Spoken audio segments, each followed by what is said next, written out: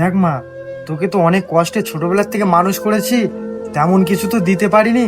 তাই তোর জন্য একটা ভালো ঘর দেখে বিয়ে দিচ্ছি, তুই অনেক সুখে থাকবি। তুমি কোনো চিন্তা করো না বাবা, আমি ওখানে ভালোই থাকবো। কিন্তু বাবা, আমার বিয়ে হয়ে গেলে তুমি একা থাকবে কি করে? আরে মা, তুই ওখানে সুখে থাকলেই আমি খুশি, ও নিয়ে তুই চিন্তা করিস না, আমার দিন যা হোক করে কেটে যাবে। ঠিক আছে বাবা, তুমি যা চাও তাই হবে।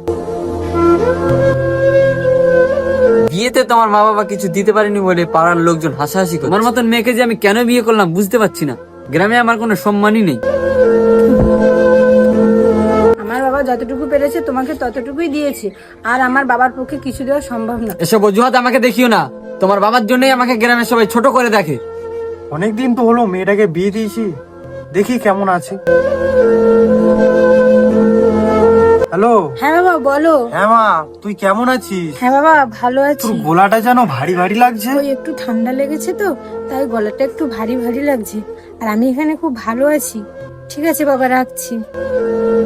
বাবাকে যদি আমি এসব কথা বলি, বাবা নিজেকেই দোষারোপ করবে। কিন্তু বাবার তো কোনো দোষ নেই, দোষ হলো সমাজের, যারা মানুষের মাপজোক করে শুধু টাকায়।